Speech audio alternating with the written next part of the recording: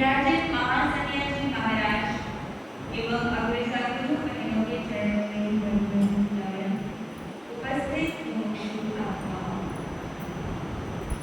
पूज्य सद्गुरुवर्या के श्री चरणों में रहकर जो कुछ भी दो चार चिंतन के ग्रहण कर पाए हो, उन्हीं में से आपके समक्ष रखने का अल्प प्रयास करें। तीर्थंकर परमात्मा की वाणी के आधार पर आप श्रीमद् ज्ञानधर्म कथान सूत्र का विवेचन सुन रहे हैं।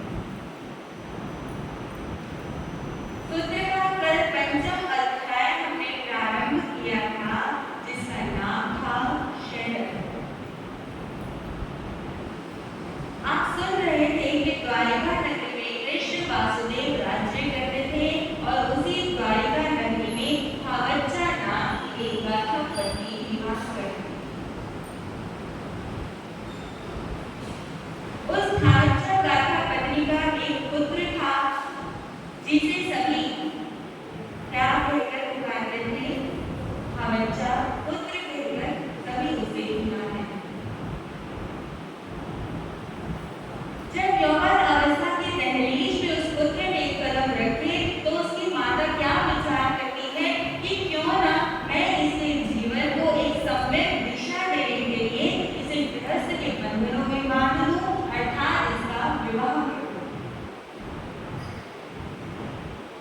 ऐसा विचार करती है और वह भावच्चा माता अपने पुत्र का एक ही दिन में श्रेष्ठ घरों की 32 कन्याओं के साथ विवाह करे। पहले के समय में बहु विवाह की प्रथा चलती। जब स्त्रियों की संख्या बहुत अधिक बढ़ जाती है और पुरुषों की संख्या कम रह जाती है, तो सामाजिक व्यवस्थाओं का संतुलन बनाने के लिए बहु विवाह की प्रथा चलानी पड़ती है। भावच्चा पुत्र का एक ही साथ 32 श्रेष्ठ कन्याओं के साथ पाणी ग्रहण हो गया, अर्थात उसका विवाह हो गया। वे 32 कन्याएं उसके जीवन में उसकी पत्नियां बन कर आई और वे सभी बहुत बड़े-बड़े घरानों की थी, बहुत बड़े-बड़े सेठों की पुत्रियां थी और भावच्चा माता ने उस सार्थवाही ने उन अपनी 32 पुत्र वधुओं के लिए अलग-अलग 32 भवन बनवा दिए। अपार धनराशि की स्वामिनी तो रहने थी, इतना ही उसके पास धन दौलत था और उस धन का व्यक्ति कभी तो प्रयोग करता ही। उसने अपनी 32 पुत्र वधुओं के लिए 32 भवन 32 महल बनवाए, जिनमें वे पुत्र वधुएं सुखपूर्वक रहने लगे। भावच्चा पुत्र के जीवन में मानो भोगों का युग आरंभ हो गया। दिन और रात्रि हर समय वो भोगों में आसक्त रहने लगा और वे उसकी पत्नियां भी उसके लिए सदैव हाथ बांधे खड़ी रहती, सदा उसकी सेवा में तत्पर रहती थी और उसे बहुत ही स्नेह और वात्सल्य देती। धीरे-धीरे इसी प्रकार उसका समय व्यतीत हुआ। इतने सुखों में वह बचपन से ही पला हुआ है और सुखों में वृद्धि होती जा रही है। कोई गर्म हवा भी उसके तन को छूती नहीं। दुख का तो वह नामो निशान भी नहीं जानता। कष्ट क्या होते हैं, परिश्रम क्या होते हैं, जीवन में दुख क्या होते हैं, इन बातों का उसे कोई ज्ञान नहीं। उसी नगरी में रहने वाले कृष्ण महाराज के पिता वसुदेव और उनके बड़े भाई महाराज समुद्र विजय के पुत्र राजकुमार अरिष्ट देवी, जिनका विवाह महाराज उग्रसेन की राजकन्या राजीमती से निश्चित हुआ था, लेकिन उस विवाह को हिंसक जानकर जिसने उस हिंसक विवाह को अस्वीकार कर दिया था, ऐसी महान आत्मा भावी समय में तीर्थंकर होने वाले उस प्रभु अरिष्ट देवी भगवान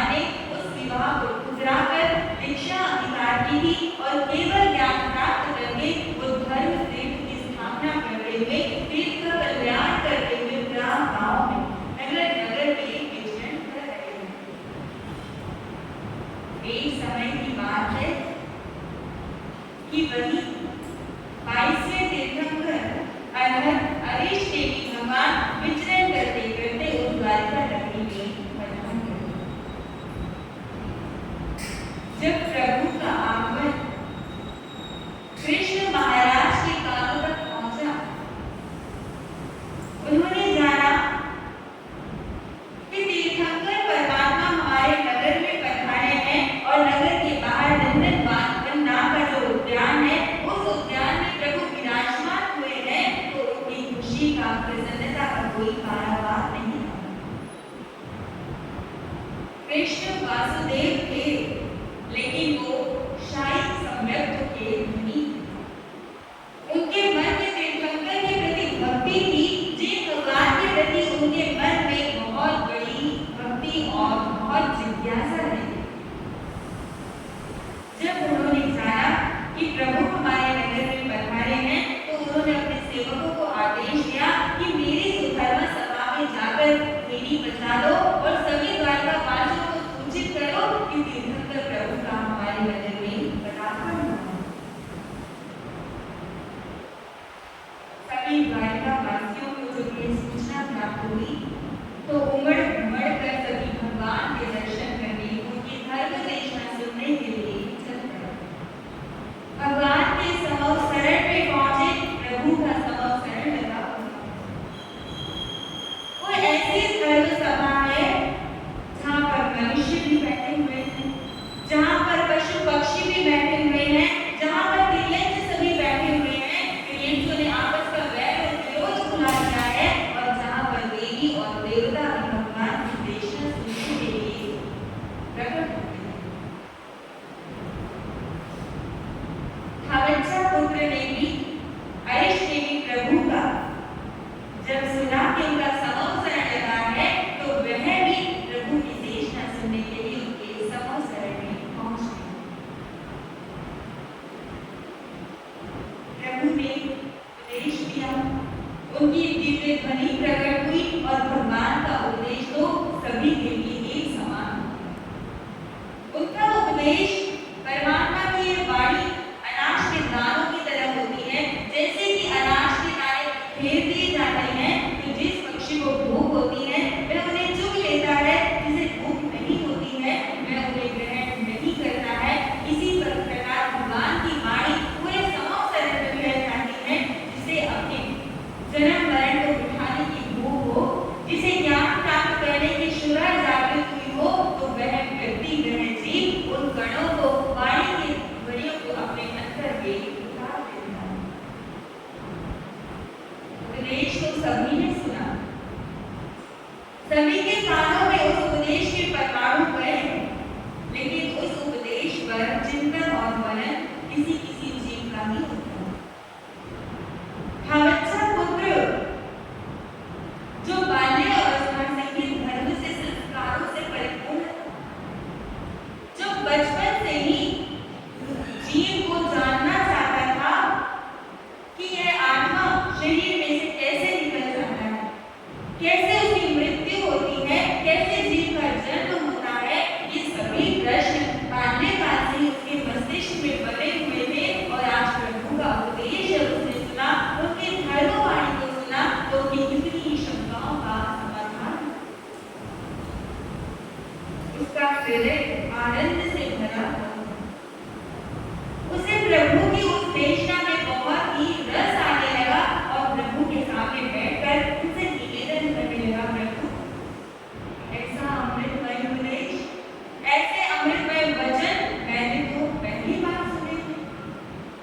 मैं अपनी माता से सिर्फ इतना ही सुनता था कि तीर्थंकर भगवान होते हैं, वीतराग होते हैं, वे उपदेश देते हैं, प्राणी को जन्म और मरण से मुक्त कर देते हैं, संसार के दुखों से वो हटा देते हैं। लेकिन आज मैंने प्रत्यक्ष रूप में ऐसी दिव्य हस्ती को देखा,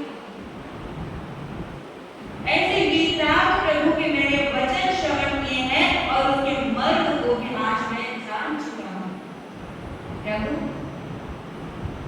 मैं भी आपके इन मुनियों की पंक्ति में बैठकर मोक्ष का साधन करना चाहता हूँ। मुझे भी जन्म और मरण के इस झंझट से मुक्त होना है। प्रभु मुझे आप अपने चरणों में दीक्षित कर ले, मुझे भी अपना शिष्य बना ले। प्रभु तो जानते हैं कि कौन सा जीव इतनी योग्यता रखता है, कौन जीव है जो इसी भव में अपना कल्याण करने वाला है। प्रभु बताते हैं, महासुभम दीवारों पे परिबंधक है। हे देवताओं को भी प्रिय लगने वाले धावच्छा पुत्र, तुम्हारी आत्मा को धर्म कार्य करने में सुख प्राप्त होता है, तो तुम यह अवश्य करो, लेकिन धर्म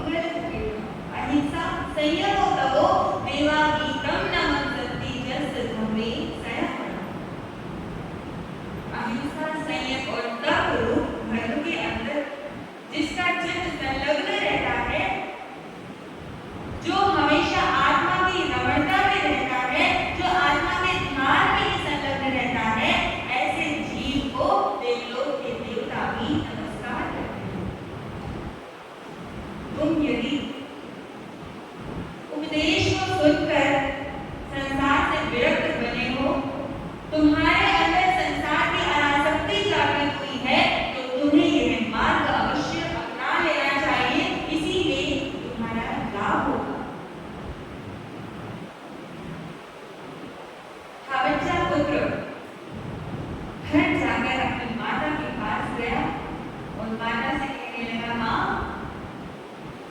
तीर्थंकर प्रभु का उपदेश आज मैं पहली बार सुन रहा हूँ।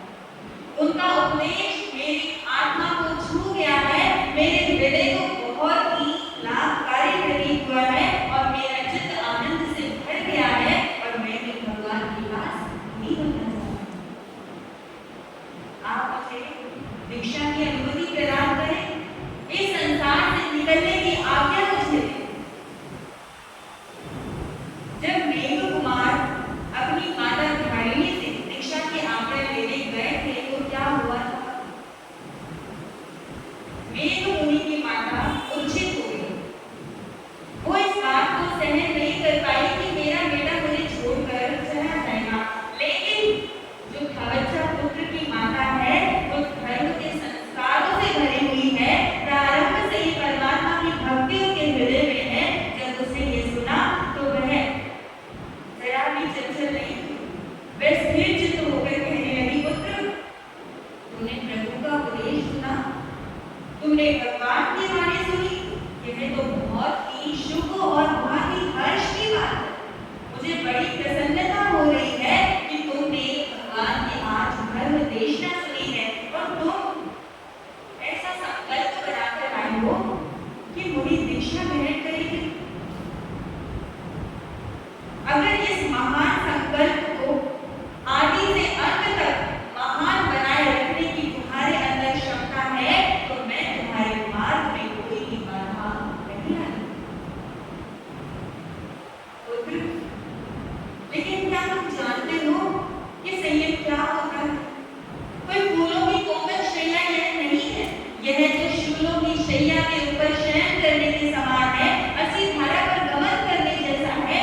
जैसे कि संयम के जीवन में उत्सर्ग आते हैं, कितने ही परिश्रम आते हैं, ऐसा कोई ग्रस्त का दुख, ऐसी कोई शैया, ऐसा कोई सुविधा तुम्हें वहां पर प्राप्त होने वाली नहीं है। क्या तुम अपने मन को इतना दृढ़ बना सकते हो कि कोई भी उपसर्ग आए, कैसी भी स्थितियां आए, हर परिस्थिति से क्या तुम निकलने के समर्थ बन सकते हो?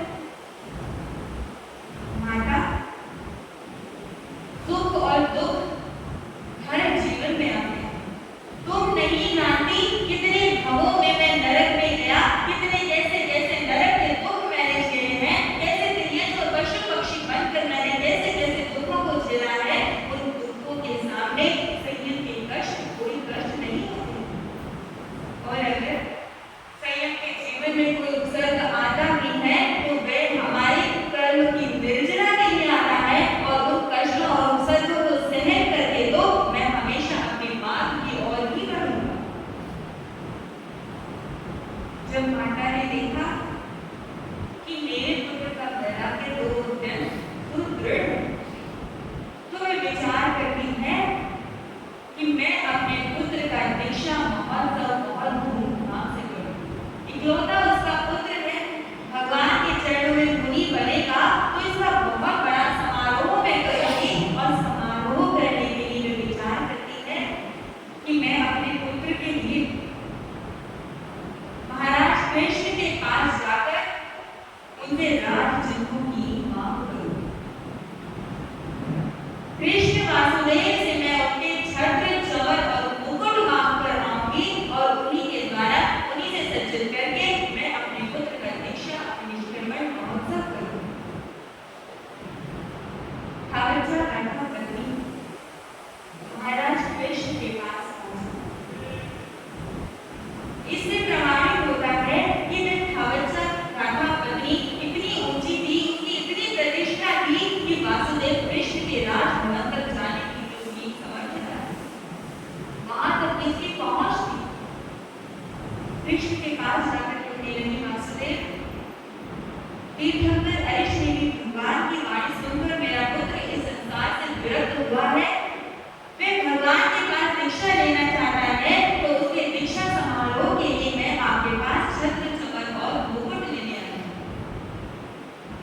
कृष्ण ने जब सुना तो वो कहने लगे, इतनी क्या शीघ्रता है, ऐसी कौन सी जल्दी आ पड़ी है कि तुम अपने यौवन अवस्था में प्राप्त हुए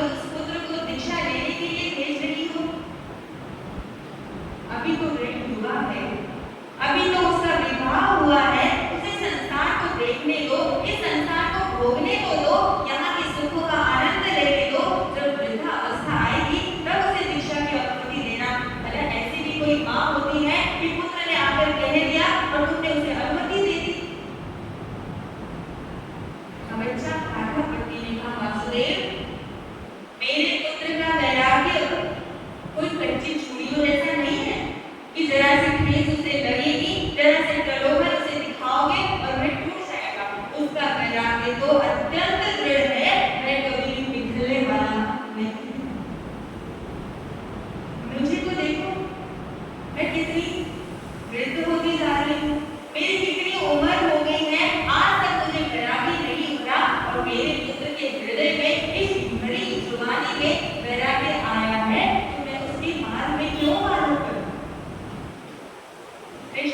देखो, तुमने उसे भली भांति परखा नहीं है, तुमने उसकी कोई परीक्षा नहीं ली, उसने तुम्हें कह दिया और तुमने भी उसकी बात को सहज रूप में मान लिया। पहले मैं उससे बात करूंगा, मैं उसे समझाऊंगा, अगर वो मेरी बात समझ गया तो मैं अपना हट छोड़ दूंगा, और अगर उसने मुझे समझा दिया या वो मेरी बात समझ गया तो वो अपना हट छोड़ देगा। उसने कहा मुझे कोई आपत्ति नहीं, आप मेरे पुत्र से मिल सकते हैं, उससे बात कर सकते हैं। कृष्ण वासुदेव जो स्वयं धर्म दलाली कमाने में सबसे ऊपर रहते थे, जो शायद सम्यक थे, वे ऐसी बात कर रहे हैं तो वे उस बालक की परीक्षा लेना चाहते हैं। वे ठोक बजा